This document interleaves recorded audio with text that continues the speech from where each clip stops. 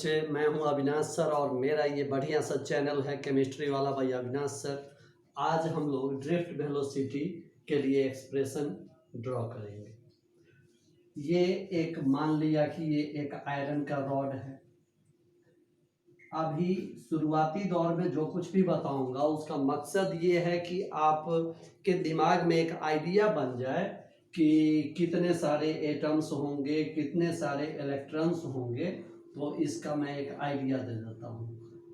Iron का atomic mass होता है 55.85। मान लेते हैं इसको approximately 56 grams.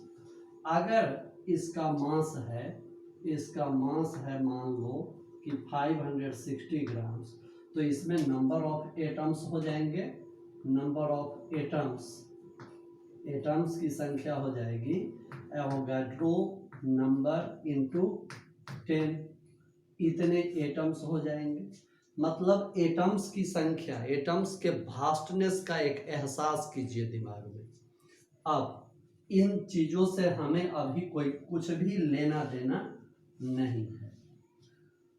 Room temperature 25 degree Celsius बोला जाता था। अब ग्लोबल वार्मिंग के कारण रूम टेम्परेचर को 27 डिग्री सेल्सियस बोलते हैं इधर विगत 10-15 वर्षों से। तो रूम टेम्परेचर को आप मान लीजिए 27 डिग्री सेल्सियस। 27 डिग्री सेल्सियस पर किसी कंडक्टर की बात कर रहे हैं, तो कोई पार्टिकुलर एक कंडक्टर नहीं है, ऑन एन एवरेज की बात कर रहे हैं। तो in a conductor number of free electrons या मोबाइल इलेक्ट्रॉन्स ये होते हैं 10 टू द पावर 29, और ये भी होता है पर metre cube. Means 1 metre length, 1 metre breadth और 1 मीटर हाइट का जो क्यूब होगा उसमें 10 to the power 29 electrons, free electrons उपलब्ध होते हैं। अब अगला प्रश्न है मेरा कि ये जो इलेक्ट्रॉन्स होते हैं किसी कंडक्टर में, क्या ये इलेक्ट्रॉन्स मूविंग होते हैं या रेस्ट में होते हैं? अगर आपका आंसर होगा रेस्ट, तो गलत है। रेस्ट में नहीं होते हैं, मूविंग होते हैं। आप पहले से ही जान रहे हैं, क्लास 7, 8, 9, 10 सब में आप जाने हैं कि ये जो इलेक्ट्रॉन्स होते हैं वो एटम के न्यूक्लियस के चारों ओर मूविंग होते हैं। तो मूविंग होते हैं, तो जब इलेक्ट्रॉन्स मोबाइल हैं, मोशन में हैं, तो क्या कंडक्टर के इस पीस को छूने पर कोई इलेक्ट्रिक शॉक लगता है क्या? तो नहीं, इलेक्ट्रिक शॉक भी नहीं लगता है। तो जब इलेक्ट्रॉन मोशन में हैं अर्थात इलेक्ट्रिक करंट है, तो इलेक्ट्रिक शॉक क्यों नहीं लगता है?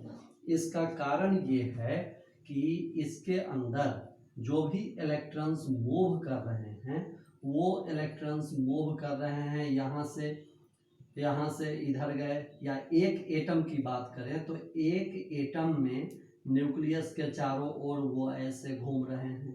कोई इलेक्ट्रॉन अपोजिट डायरेक्शन में घूम रहा है, कोई उन दोनों के अपोजिट डायरेक्शन में घूम रहा है। तो हम इस पूरे पीस के लिए चर्चा करेंगे कि कोई इलेक्ट्रॉन इधर मूव कर रहा है, कोई इलेक्ट्रॉन इधर मूव कर रहा है, कोई इलेक्ट्रॉन इधर मूव कर रहा है, कोई इधर मूव कर रहा है। अर्थात नो नेट डिरेक्शन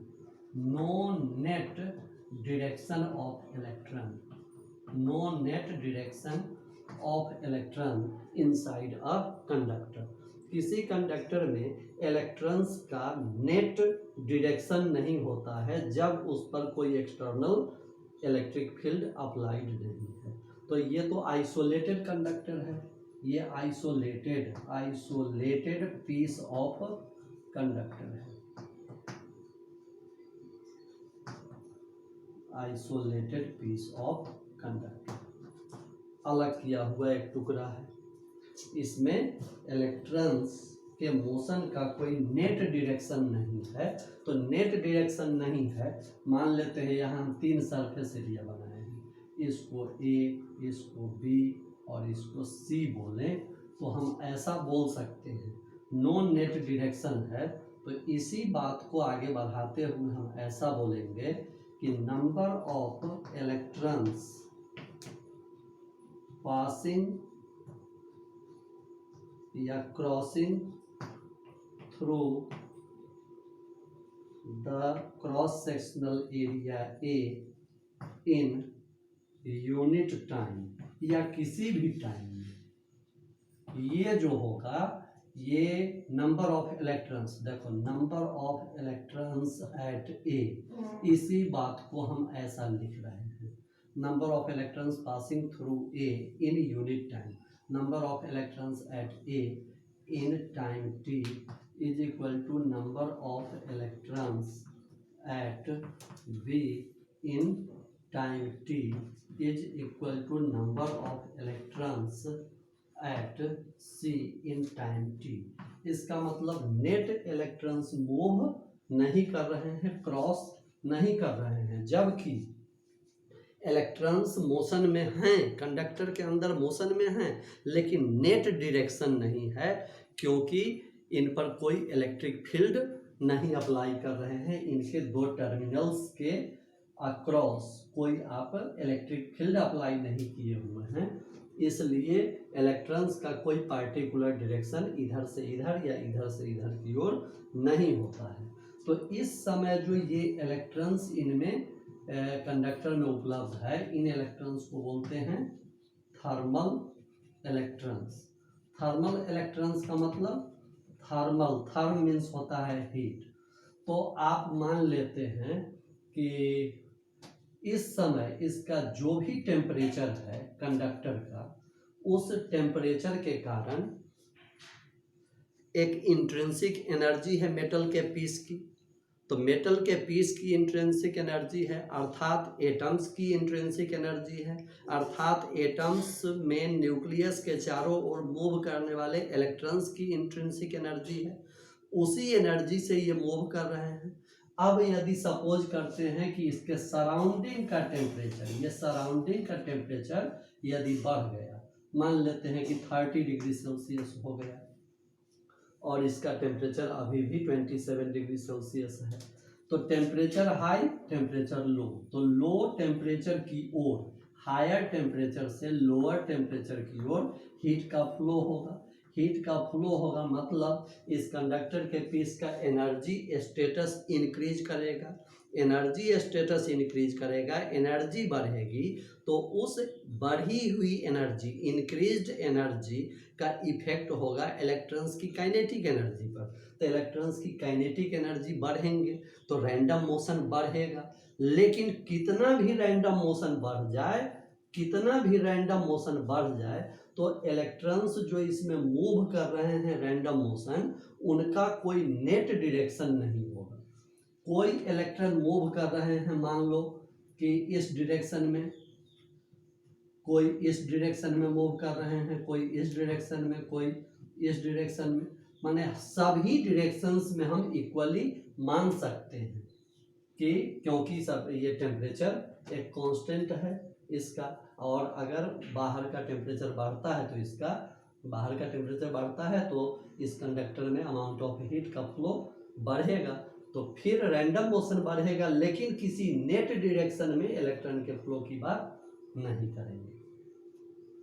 तो इतनी बात तो आप देख लिए। अब हम फर्दर देखते हैं कि जब हम इलेक्ट्रिक फील्ड अप्लाई कर देते हैं, मान लेते हैं कि यही कंडक्टर है और इस कंडक्टर के एंड्स के अक्रॉस आप इलेक्ट्रिक फील्ड अप्लाई कर देते हैं, ये है क्रॉस सेक्शनल एरिया ए और ये क्रॉस सेक्शनल एरिया ये बी है। इलेक्ट्रिक फील्ड अप्लाई कर दें मतलब इसे आपने जोड़ दिया किससे, इसे आपने सोर्स से जोड़ दिया, सोर्स से जोड़ दिया, ये पॉजिटिव है ये निगेटिव है।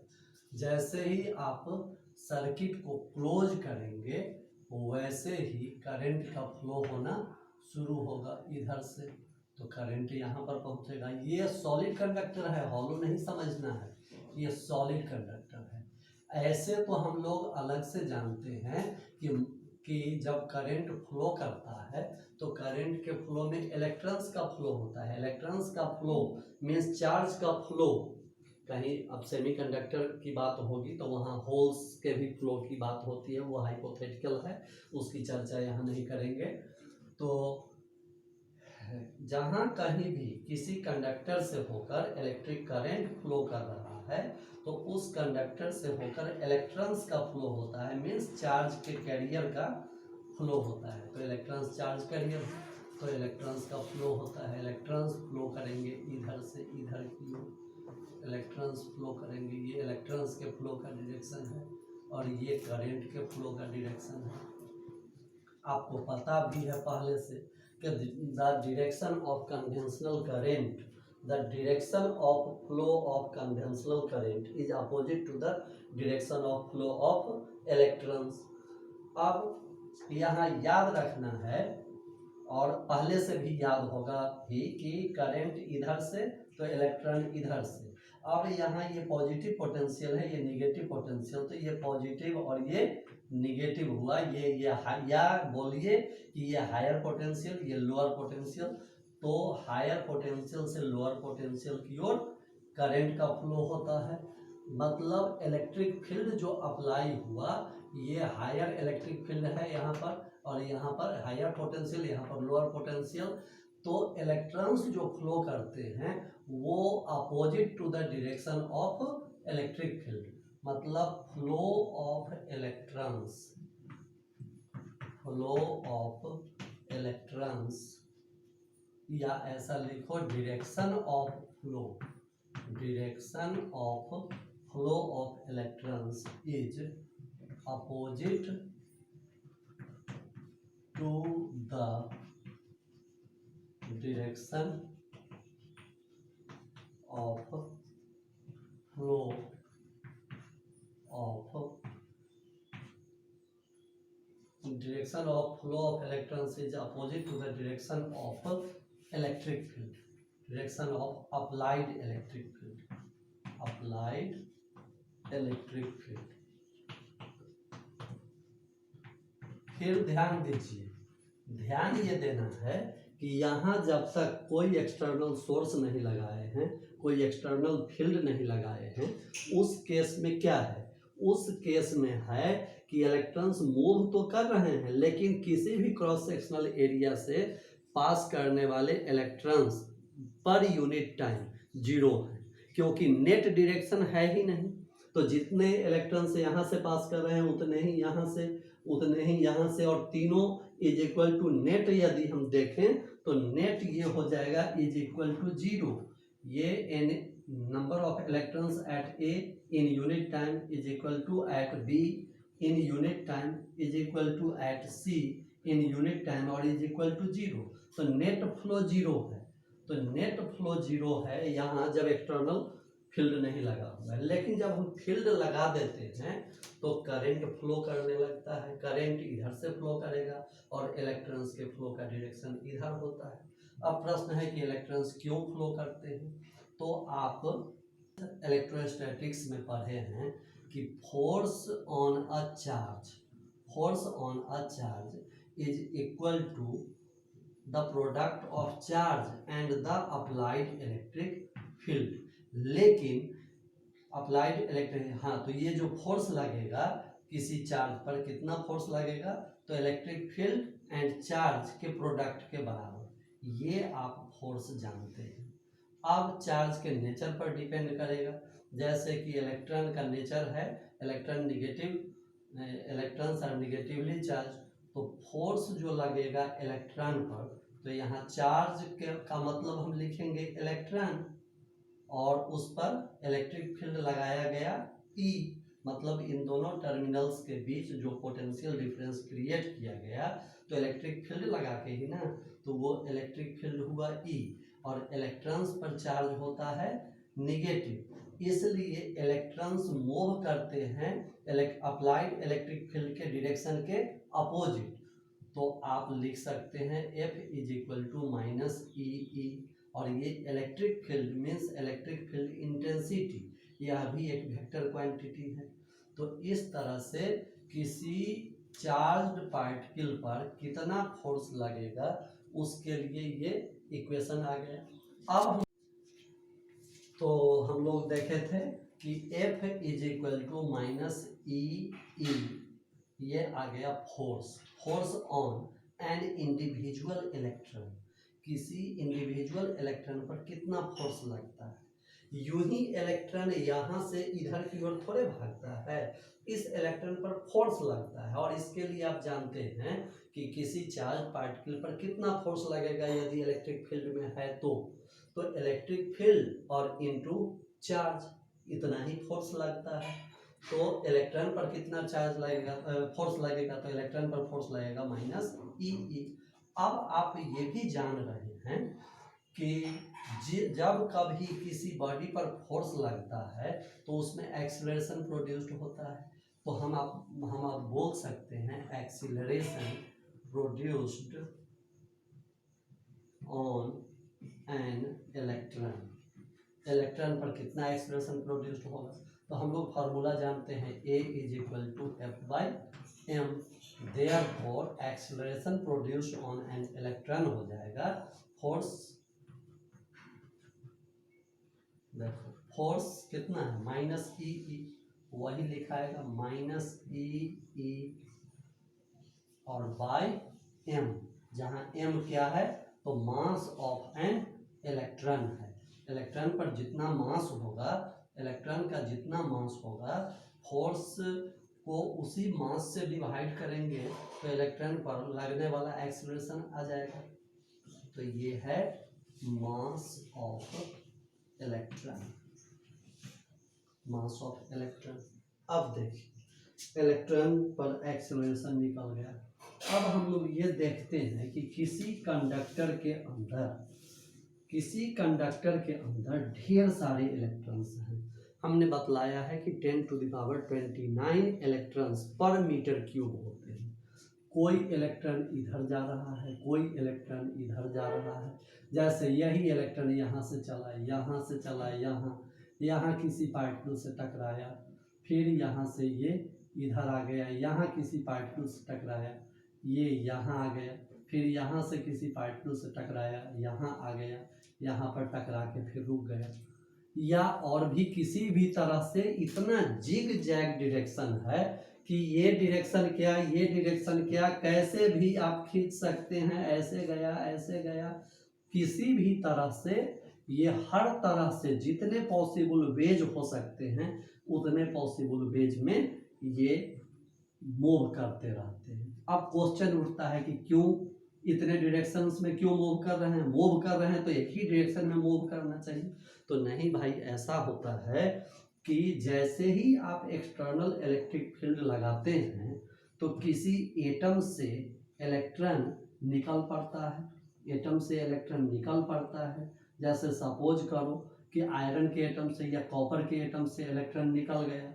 अगर एक इलेक्ट्रॉन निकल गया तो ये जो बच गया एटम वो पॉजिटिवली चार्ज हो गया। इस पॉजिटिवली चार्ज एटम को कर्नल बोलेंगे। इलेक्ट्रॉन निकल चुका है और वही इलेक्ट्रॉन आगे बढ़ता है तो कोई और कर्नल मिलता है, उससे टकराया, उस कर्नल से टकराया, टकराने के बाद डायरेक्शन इसका चेंज हो सकता है, इधर जाए, इधर जाए, इधर जाए या किसी और डायरेक्शन में जाए। एज्यूम कर सकते हैं कि यह किसी भी डायरेक्शन में जा सकता है, लेकिन किस डायरेक्शन में जाएगा यह बतला पाना और माने अप्रोक्सीमेशन से एक्यूरेसी की ओर बता पाना अत्यंत मुश्किल है। और ये मुश्किल इसलिए भी है, आगे मैं बताऊंगा कि इसी ड्रिफ्ट वेलोसिटी के दो फॉर्मूला हैं। तो आप कभी इलेक्ट्रॉन को पार्टिकल मानते हैं, कभी इलेक्ट्रॉन को वेव मानते हैं। तो इस तरह से और दोनों ही बिहेवियर इलेक्ट्रॉन शो करता है, इसलिए एक्यूरेसी के साथ कुछ भी नहीं कहा जा सकता है कि किस डायरेक्शन में इलेक्ट्रॉन जाए। तो इस कर्नल से टकराया, फिर यहाँ टकराया, ये इधर निकल सकता है, फिर यहाँ से ये इधर आ सकता है, किसी भी डायरेक्शन में जा रहा है, आ रहा है। और एटम के अंदर किसी कंडक्टर के अंदर ये जो ढेर सारे ये कर्नल्स हैं, इन सभी कर्नल्स को हम एक साथ क्या बोलेंगे कि ये मेटल का लैटिस बनाते हैं। ये मेटल का लैटिस पूरे में ड्रॉ करने की कोई ज़रूरत नहीं है, ये सब इन जगहों पर भी होगा। तो ये है लैटिस, ये पूरा मिला के, तो ये लैटिस मतलब कर्नल से टकराते हैं, मतलब लैटिस के प्रत्येक कर्नल से टकराते हैं, डायरेक्शन चेंज करता है। यहाँ एक्सेलरेशन प्रोड्यूस्ड हुआ और एक्सेलरेशन प्रोड्यूस्ड हुआ किसी भी इलेक्ट्रॉन पर, यहाँ से चला था, यहाँ से चला, यहाँ से शुरू किए, यहाँ से चला, यहाँ आया, यहाँ कोलाइड किया। लेकिन याद रखिए कि कोलिजन की जो बात करता हूँ, ये कोलिजन फिजिकल कोलिजन इसको नहीं मानना है। जैसा कि आप 11th में कोलिजन चैप्टर में पढ़ते हैं, कोलिजन उन कोलिजन्स की तरह इसको नहीं मानना है। तो कोलाइड किया, कोलाइड करने का मतलब इलेक्ट्रॉन आगे बढ़ा, निगेटिवली चार्ज, ये पॉजिटिवली चार्ज, जैसे ही आगे बढ़ा इससे काफ़ी हाई एक्सेलरेशन है, यहाँ आके रुका और फिर इलेक्ट्रिक फील्ड तो लगा हुआ ही है, तो इलेक्ट्रिक फील्ड लगा हुआ है, फिर वो आगे की ओर बढ़ा, फिर बढ़ा, और इस तरह से इन सभी पर इलेक्ट्रिक फील्ड लगते हुए इलेक्ट्रॉन्स ओरिएंट हो जाते हैं एक पार्टिकुलर डायरेक्शन में, और कंडक्टर के किसी सरफेस एरिया से निकलने को इन्फोर्स्ड हो जाते हैं, बाध्य हो जाते हैं। यहाँ ध्यान रखना ये है कि इलेक्ट्रिक फील्ड के कारण इलेक्ट्रॉन एक्सीलरेट होता है, और कोलाइड किया तो बस रुक गया, फिर एक्सेलरेशन कंटिन्यूड हुआ, फिर रुकने के बाद फिर एक्सेलरेट किया, फिर कोलाइड किया, फिर एक्सेलरेट किया, फिर कोलाइड किया। तो इस तरह से so many vast number of collisions हैं, एंड कंटिन्यूअस एक्सेलरेशन भी है, एक्सेलरेशन है, फिर रुका, फिर एक्सेलरेशन है।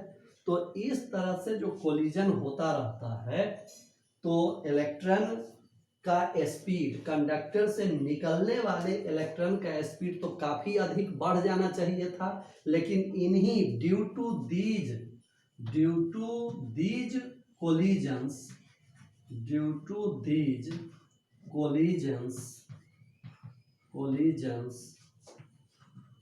electrons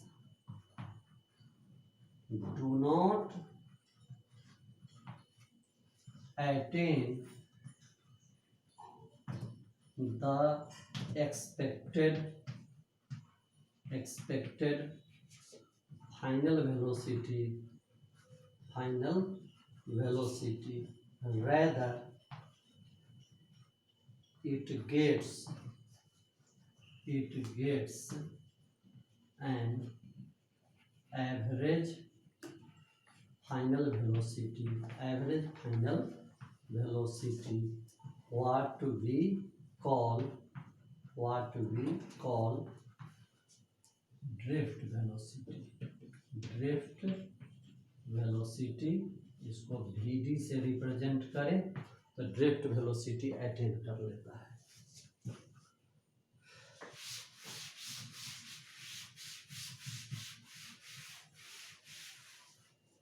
अब देखिए कि ये फाइनल वेलोसिटी क्या होगा। फाइनल वेलोसिटी अर्थात जिसको हम बोलेंगे ड्रिफ्ट वेलोसिटी या इसको बोलेंगे VD। तो VD, तो अब आप देखिए कि फर्स्ट इक्वेशन ऑफ मोशन है, ये इज इक्वल टू व्हाट। तो फर्स्ट इक्वेशन ऑफ मोशन है,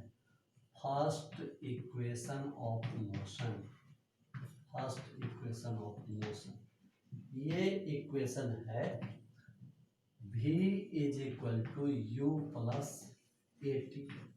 अब यहाँ U है इनिशियल वेलोसिटी और V है फाइनल वेलोसिटी।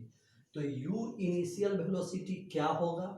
तो U जो इनिशियल वेलोसिटी होगा कि इतने सारे इलेक्ट्रॉन्स डिफरेंट डायरेक्शंस में जो मूव कर रहे हैं, तो उन सभी का जो वेलोसिटी होगा, इनिशियल वेलोसिटी, उसका जो एवरेज लेंगे उसको हम बोलेंगे U एवरेज। उसको हम बोलेंगे यू एवरेज बोलेंगे, यू एवरेज। तो यू एवरेज निकालने के लिए, यू एवरेज निकालने के लिए फिर वही तरीका है, u1 plus u2 plus u3 plus dot dot dot un अब बाई n। ये तो एक डायरेक्शन में हुआ, दूसरे डायरेक्शन में फिर u2, तो फिर u2 होगा, फिर u3, फिर या एक दूसरे का ले लो, फिर तीसरे का ले लो, और फिर सभी का जो एवरेज होगा वो आ जाएगा इनिशियल एवरेज वेलोसिटी। तो वो फिर आ जाता है इनिशियल एवरेज वेलोसिटी सभी का आ जाता है 0, क्योंकि आपको हम बता चुके हैं कि एक जगह से जो इलेक्ट्रॉन निकल के हम दिखाने की कोशिश किए थे कि एक क्रॉस सेक्शनल एरिया से दूसरे क्रॉस सेक्शनल एरिया, तीसरे क्रॉस सेक्शनल एरिया, तो A is equal to B is equal to C is equal to 0 बताए थे।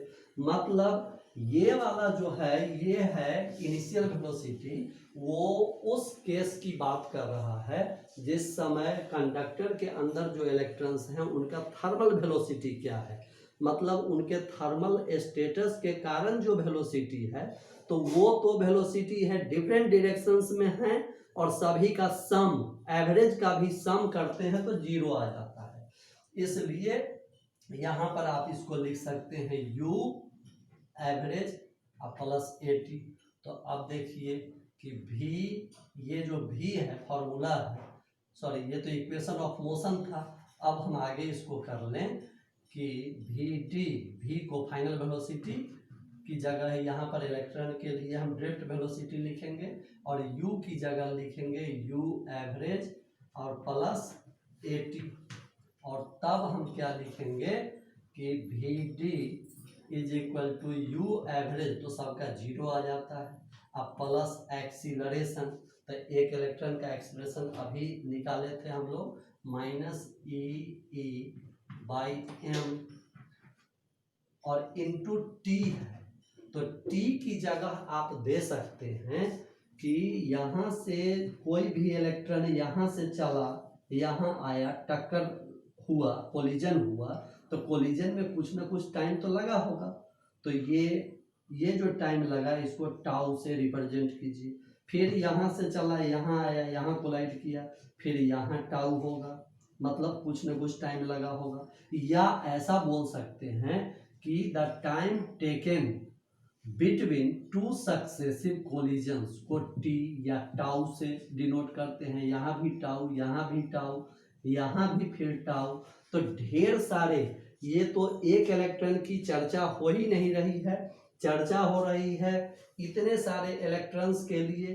तो ये जो रिलैक्सेशन टाइम हम टाउ बोले, वो तो एक इलेक्ट्रॉन के किन्हीं दो सक्सेसिव कोलिजन्स के बीच का जो टाइम इंटरवल है उसको टाउ से, तो हम सभी टाउ का एवरेज निकाल लेंगे। तो tau 1 plus tau 2 plus tau 3 plus tau dot dot dot करके टाउ n बाई n करेंगे। तो टाउ एवरेज, यहाँ जो हम टी लेंगे, टाइम मीन्स रिलैक्सेशन टाइम, और रिलैक्सेशन टाइम मीन्स भी टाउ का एवरेज लेंगे, लेकिन लिखते नहीं है। आप समझिए कि ये जो टाउ है वो टाउ एवरेज है।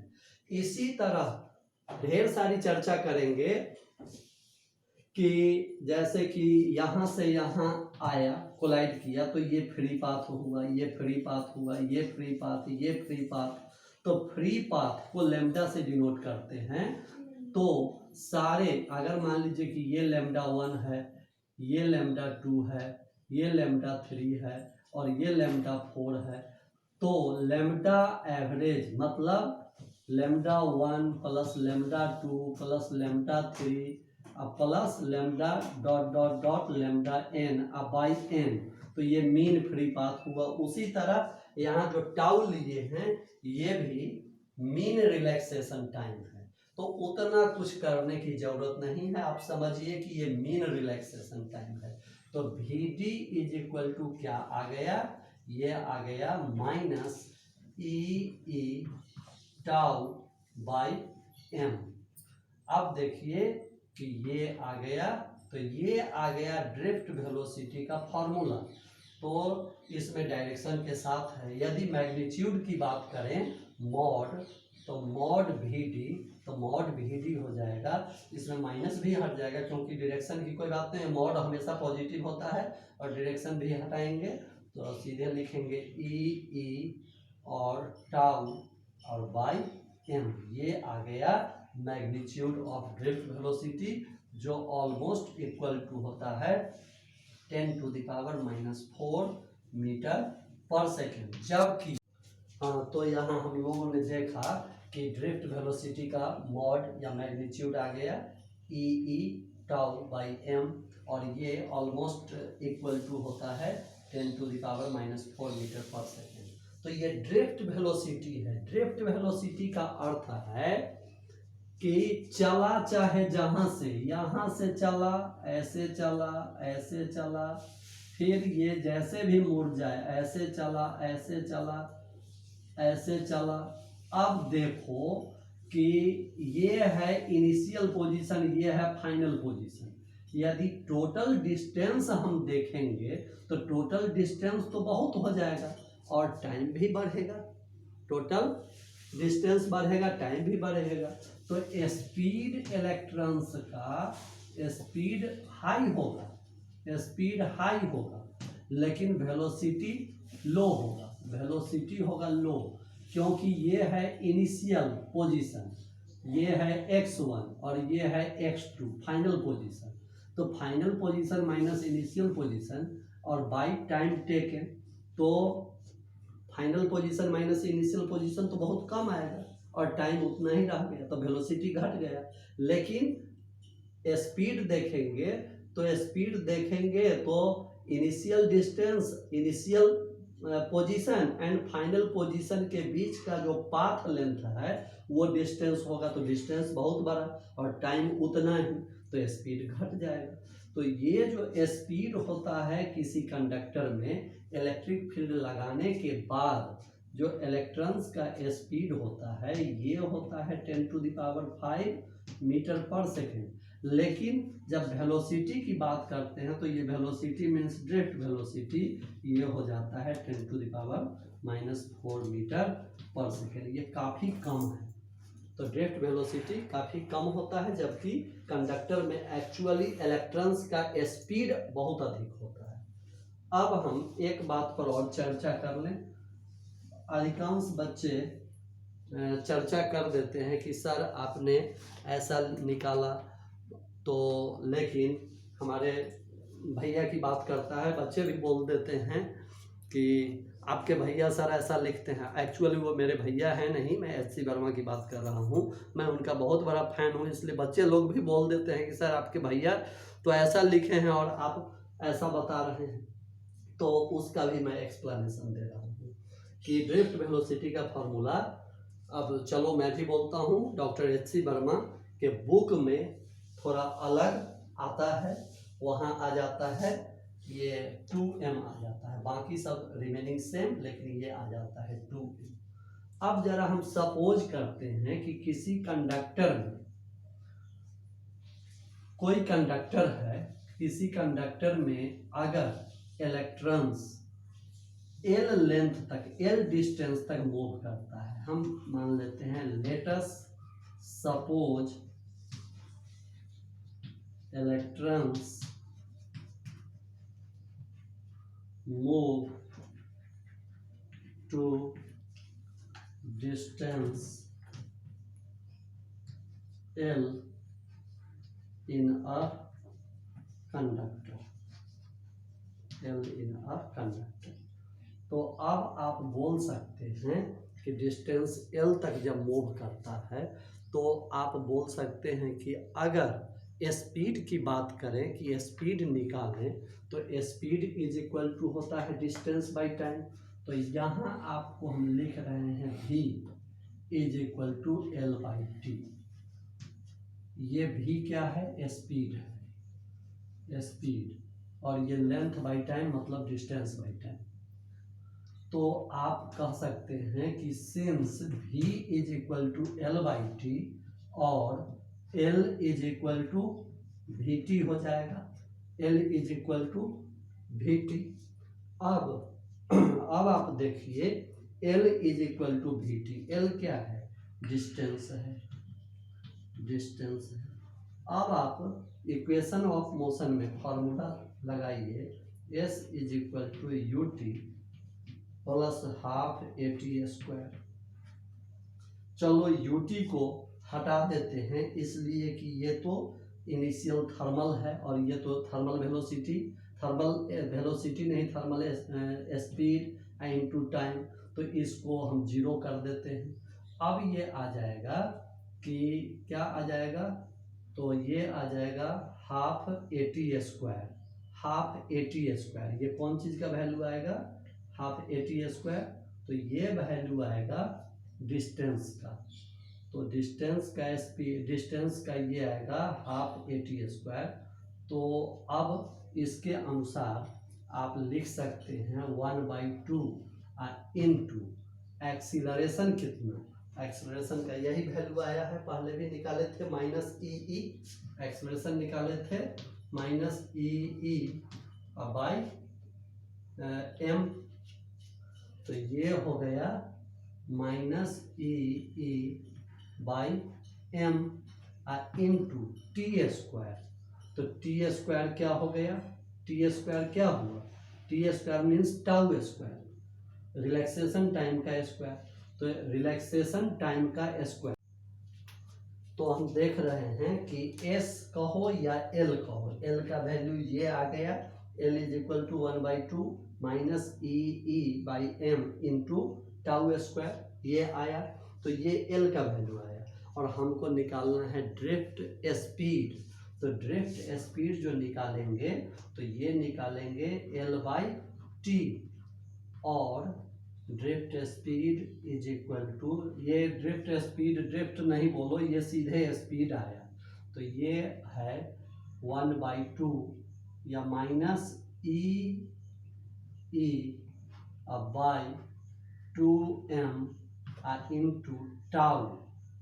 जो टी है तो टाउ, टी टाइम है, टाइम माने रिलैक्सेशन टाइम, और इंटू टाउ का स्क्वायर। तो इस स्क्वायर से ये टाउ कैंसिल हो गया, तो ये आ गया minus E by tau by 2m। तो ये एक्चुअली स्पीड है और ड्रिफ्ट वेलोसिटी यही है, ड्रिफ्ट वेलोसिटी यही है। आप इसके फेर में अभी मत पड़िए, इसकी फिर बहुत बड़ी व्याख्या है। इसकी व्याख्या ये है कि यही कि इलेक्ट्रॉन को पार्टिकल मानेंगे या इलेक्ट्रॉन को वेव मानेंगे, डिस्ट्रीब्यूशन ऑफ इलेक्ट्रॉन और कोलिजन्स की बात की जाती है कि सबको अलग अलग डायरेक्शन में निकालते हैं, सबका एवरेज निकालते हैं, एवरेज वेलोसिटी निकालते हैं। और जब हम क्वांटम फिजिक्स की बात करेंगे तो क्वांटम फिजिक्स में क्या होता है कि हम सारे इलेक्ट्रॉन्स की एनर्जी, जब इलेक्ट्रिक फील्ड दे दिए, एक ही इलेक्ट्रिक फील्ड दिए, सेम इलेक्ट्रिक फील्ड, तो सेम फोर्स लगेगा, सेम मास है, सेम एक्सेलरेशन प्रोड्यूस्ड होगा। तो उस केस में जब हम स्पीड निकालेंगे तो स्पीड आ जाएगा इलेक्ट्रॉन्स का speed minus E tau by 2m। लेकिन इससे आपको कुछ भी लेना देना नहीं है, ये सारा का सारा काम आपका होगा, सारे न्यूमेरिकल्स बनेंगे आप जी मेंस के लिए या एडवांस के लिए या नीट के लिए, सबके लिए यही एनफ है। तो थैंक यू वेरी मच। और आप बताएंगे हमें कमेंट करके कि आपको ये वीडियो कैसा लगा, और जैसा आप कमेंट करेंगे तो मैं समझूंगा, और फिर ज़रूरत होगी तो जो कुछ भी कमियां रहती होंगी बोर्ड पर आ जाते हैं, क्या होता है, बहुत तरह के कमेंट्स बहुत सारे लोगों के वीडियोज पर देखता हूं, तो आप भी मुझे बताएंगे तो उन कमियों को मैं दूर करूंगा। Thank you very much.